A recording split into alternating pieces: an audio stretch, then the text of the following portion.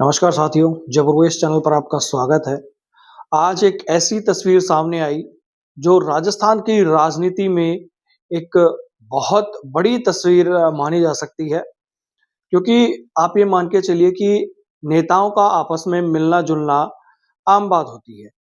नेता आपस में मिलते हैं, पक्ष के नेता भी मिलते हैं, विपक्ष के नेता भी मिलते हैं, आपस में पक्ष और विपक्ष के नेता भी मिलते हैं।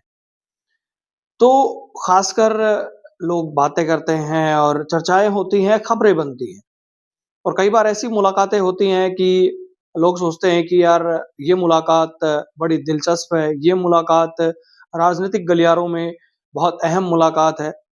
लेकिन एक आज ऐसे ही तस्वीर सामने आई है, जो कहीं न कहीं चौंकाने वाली भी है और राजनीतिक नज़रिए से अगर देखा जाए तो काफ़ी बड़ी तस्वीर है। ये जो तस्वीर आप देख रहे हैं, शिव विधानसभा से निर्दलीय विधायक रविंद्र सिंह भाटी और राजस्थान के पूर्व मुख्यमंत्री अशोक गहलोत की। अब ये तस्वीर इसलिए बड़े मायने रखती है क्योंकि अशोक गहलोत जब मुख्यमंत्री थे और रविंद्र सिंह भाटी जब छात्र संघ अध्यक्ष थे, उस वक्त लगातार जो रविंद्र सिंह भाटी जितने भी प्रदर्शन करते थे, आंदोलन करते थे और लगातार सरकार उनके निशाने पे रहती थी। कांग्रेस की सरकार उस वक्त थी और रविंद्र सिंह भाटी जेल भी गए, रविंद्र सिंह भाटी ने कई आंदोलन भी किए।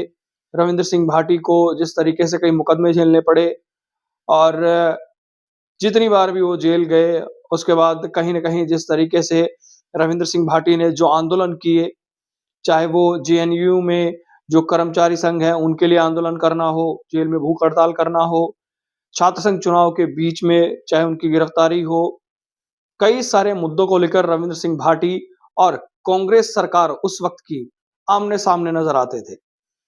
रविंद्र सिंह भाटी लगातार जो आंदोलन करते थे, छात्र हितों की बात करते थे, युवाओं की बात करते थे। कहीं न कहीं जिस तरीके से रविंद्र सिंह भाटी का जो नज़रिया रहा है और अब बड़ी बात ये है कि अशोक गहलोत और रविंद्र सिंह भाटी की आज मुलाकात होती है। राजनीति में मुलाकातें होती रहती हैं और कहीं न कहीं बात करते हैं कि कुछ बातें ऐसी होती हैं या कुछ परिस्थितियाँ ऐसी होती हैं, जब मुलाकातें और भी ख़ास हो जाती हैं। हाल ही में पंचायत और पंचायत समिति जो नई बनी हैं और पुनर्गठित हुई हैं, उनको लेकर जो बड़ा फैसला सामने आया।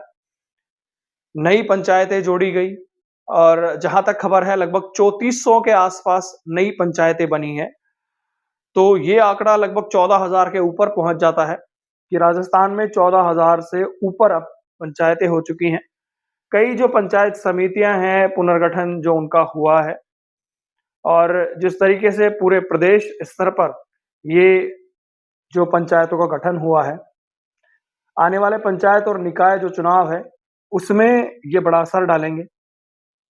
ये फैसला कहीं न कहीं जिस तरीके से हुआ है और अब अशोक गहलोत और रविंद्र सिंह भाटी की मुलाकात। क्या ये मुलाकात महज़ एक मुलाकात है?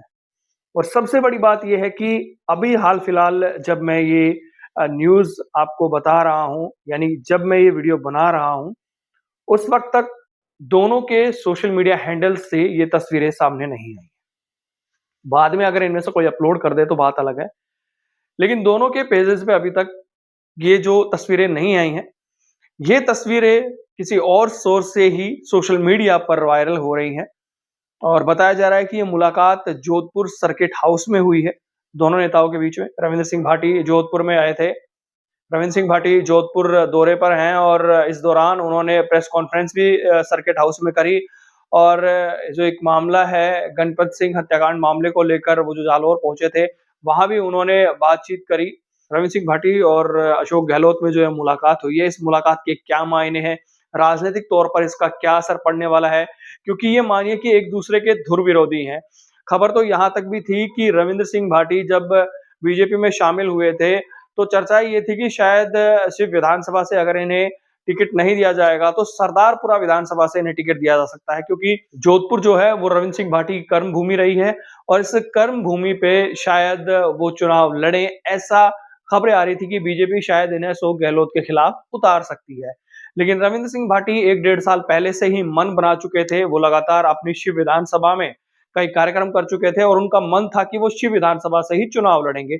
चाहे उन्हें पार्टी टिकट दे, नहीं दे, वो अपनी जनता के साथ जो उनकी लोकल जनता है, जहाँ से उन्होंने जनता के साथ संवाद किया है, वो वहीं से चुनाव लड़ेंगे और आखिरकार हुआ भी यही।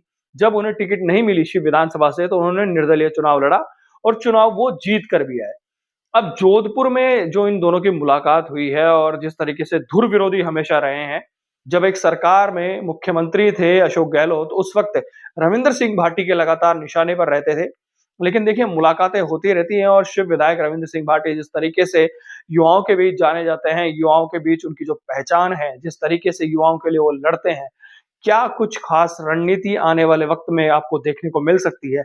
क्या महज़ ये जो तस्वीर है, ये सिर्फ़ एक शिष्टाचार मुलाकात है या इस तस्वीर के कुछ राजनीतिक मायने भी निकल सकते हैं? क्योंकि रविंद्र सिंह भाटी अभी निर्दलीय हैं, ना भाजपा में है, ना कांग्रेस में है, तो वो स्वतंत्र है, किसी से भी मुलाकात कर सकते हैं, मिल सकते हैं, कोई राजनीतिक बात कर सकते हैं। हालाँकि कोई पार्टी के भी नेता होते हैं, तो वो विपक्ष के नेताओं से भी मिलते हैं, बातचीत भी करते हैं। लेकिन ये मुलाकात अहम है और जो राजनीति के जानकार हैं और वो जो लगातार पिछले 4-5 साल से इन दोनों नेताओं को फ़ॉलो कर रहे हैं, तो ये मुलाकात अपने आप में एक बड़ी मुलाकात है और इसके मायने भी बहुत अलग हैं। भविष्य में अगर इस मुलाकात के कुछ मायने निकल कर आते हैं, तो वो अपने आप में बड़े ही दिलचस्प होंगे। बाकी अपडेट्स के लिए लगातार चैनल के साथ बने रहें।